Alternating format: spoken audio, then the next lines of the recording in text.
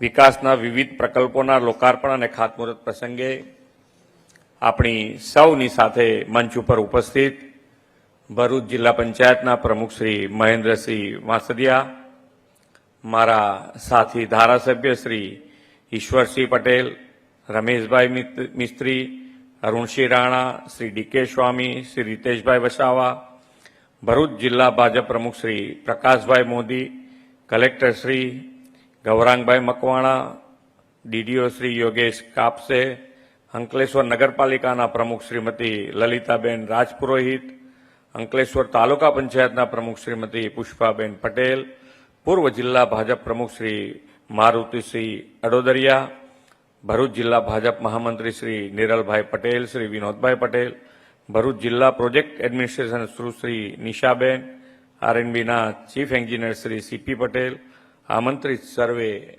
મહાનુભાવ, press મીડિયાના મિત્રો, સૌને મારા નમસ્કાર. પ્રજાપતિજી આનંદમાં છો ને? ભલે ભલે. વરસાદ સારો થઈ ગયો છે એટલે લોકો બધાને શાંતિ, એક વર્ષની. નહીતર પાછું વરસાદ હજુ ભૃગુ ઋષિના તપથી સિંચિત ભૂમિ પરથી આજે પવિત્ર શ્રાવણ માસના બીજા સોમવારે સ્તંભેશ્વર મહાદેવના દર્શનની મને તક મળી છે અને હું મારી જાતને એના માટે ગૌરવવંતું અનુભવું છું કે આ મહાદેવના દર્શન હજુ તો હું પહેલી વખત મારે બી જવાનું થયું છે અહીંયા. તમે બધા અહીંયાથી દર્શન કરી આવ્યા છો, પણ અદ્ભુત છે ને. આપણે જે તાકાત જે છે એ તો છે જ, એમાં કોઈ આવા દર્શન કરવાથી આપણને ડબલ તાકાત થઈ જાય, આપણો આત્મવિશ્વાસ વધી જાય. શ્રાવણ મહિનો એટલે તહેવારો અને ઉત્સવનો મહિનો. વિશ્વના સૌથી વધુ લોકપ્રિય નેતા અને વડાપ્રધાન શ્રી નરેન્દ્રભાઈ મોદીના નેતૃત્વમાં આપણે ગુજરાતમાં લોકોત્સવ તેમજ વિકાસ ઉત્સવ ઉજવવાની સંસ્કૃતિ વિકસાવી છે. અંકલેશ્વરના આજના વિકાસ ઉત્સવમાં 637 કરોડ રૂપિયાના વિવિધ વિકાસ કામો આ જિલ્લાને આજે આપ્યા છે. વિકાસ કેવી રીતે હોય, કેટલી સ્પીડ, કેટલા સ્કેલ થઈ શકે તે ગુજરાતે મોદી સાહેબની વિઝનરી લીડરશીપમાં દેશ અને દુનિયાને બતાવ્યું છે.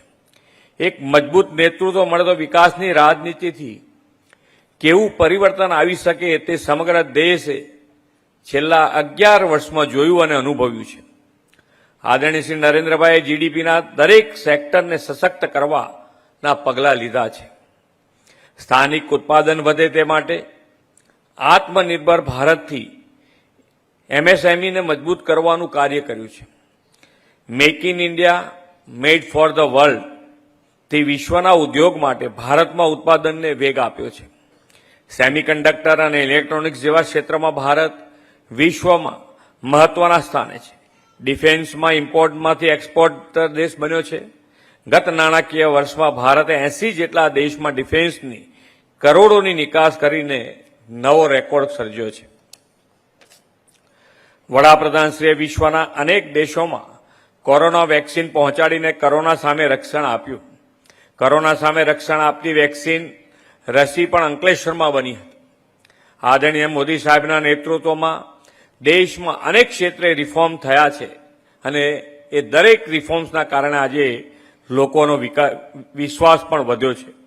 લોકો પણ ઈમાનદારીથી ટેક્સ ભરતા થયા છે, કેમ કે સૌને વિશ્વાસ છે કે એમના ટેક્સના પૈસા મોદી સાહેબ દેશના વિકાસમાં જ વાપરશે. જીએસટીનો અમલ થયાના 8 વર્ષ પૂરા થયા છે અને તેની આવકમાં પણ ઉત્તરોત્તર વધારો થયો છે.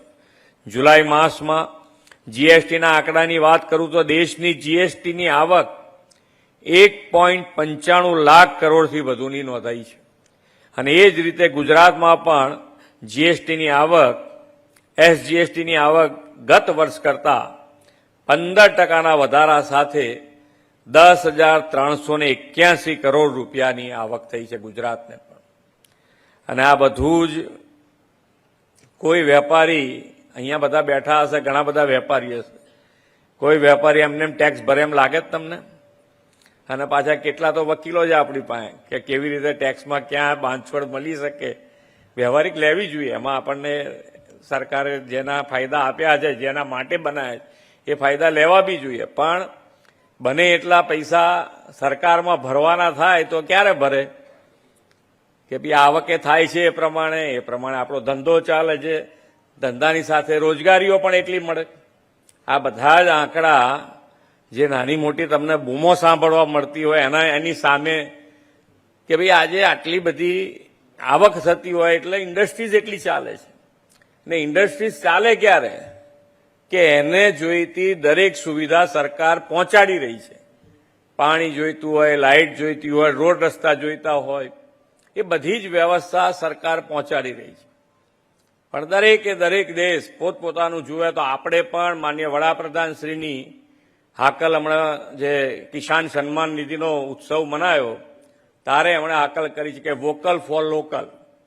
એટલે આપણે સ્વદેશી વસ્તુનો આગ્રહ કરવાનો જ હોય અને એ કરવો જ જોઈએ આપણે બધાએ. અને એ જ આપણા માટે આત્મનિર્ભરતાનો સાચો રસ્તો છે. તો એનામાં આપણે બધાએ થોડુંક વર્ગી રહેવું પડે અને એ વર્ગી રહેલા રહીશું તો જ આપણે બધા દેશોને અત્યારે ખબર છે કે ભારત અત્યારે સૌથી વધારે ગ્રો થતો દેશ છે. અને એના હિસાબે જ નાની મોટી મુશ્કેલીઓ ક્યાંક ને ક્યાંક ઊભી થાય તો એને પહોંચી વળવા માટે આપણે માનનીય વડાપ્રધાનશ્રીનું જે વિઝન છે કે ભાઈ લોકલ ફોર વોકલ, આપણે આપણી સ્વદેશી વસ્તુઓ રોજબરોજની જે વસ્તુઓ વાપરીએ છીએ એ બધી જ સ્વદેશી હોય એના ઉપર આગ્રહ. જૂની ખરીદેલી હોય તો એને કંઈ આપણે અડવાની જરૂર નથી, ફેંકી દેવાની જરૂર નથી.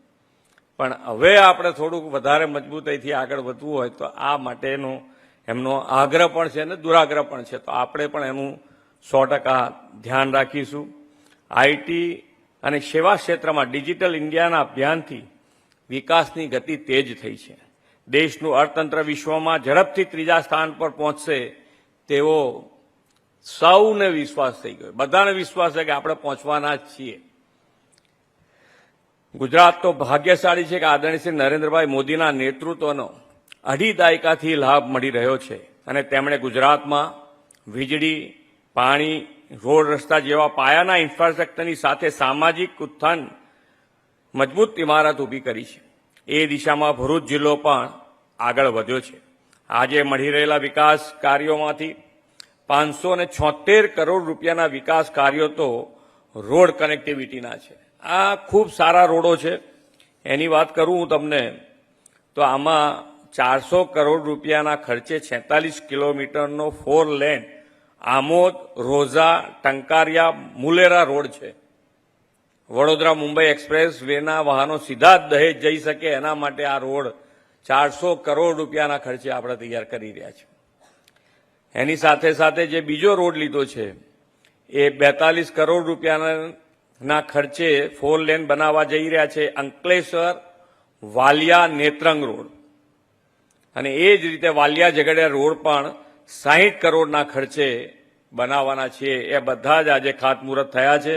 જેટલા બને એટલા ઝડપથી થાય અને ક્વોલિટીવાળા થાય એ રીતે આપણે એની આપણે આગળ વધીશું ને એનું ધ્યાન તમારે પણ રાખવાનું કે ભાઈ ક્વોલિટીવાળું વર્ક થવું જોઈએ. અહીંયા બધા બેઠેલા આજે જે લોકાર્પણ અને ખાતમુહૂર્ત થયા છે એમાં આરોગ્યના કામો છે, રમતગમત, તાલુકા ક્ષેત્રનું એક સ્પોર્ટ્સ કોમ્પ્લેક્સ તૈયાર થઈ ગયું છે એનું આજે લોકાર્પણ થયું છે. શિક્ષણ અને શહેરી વિકાસના કામો, ભરૂચ લોકોના ઇઝ ઓફ લિવિંગમાં વધારો કરશે તેવો મને વિશ્વાસ. વડાપ્રધાન શ્રી નરેન્દ્રભાઈની વિઝનરી લીડરશીપમાં ગુજરાતમાં વિકાસની ગતિ બમણી થઈ છે. ભરૂચ, અંકલેશ્વર, ઝઘડિયા, દહેજનો આખોય વિસ્તાર ઇન્ડસ્ટ્રીયલ સિટી અને ટાઉન તરીકે પાછલા 2 દાયકામાં આ ડબલ એન્જિન સરકારના પ્રયાસોથી વિકસ્યો છે. અહીંના ઉદ્યોગો લાખો યુવાનો અને દેશના અન્ય રાજ્યોમાંથી આવીને વસેલા લોકોને અનેક રોજગારીના અવસરો પૂરા પાડે છે. ભરૂચ જિલ્લો આજે દેશના કેમિકલ કેપિટલ તરીકે ખ્યાતિ પામ્યો છે.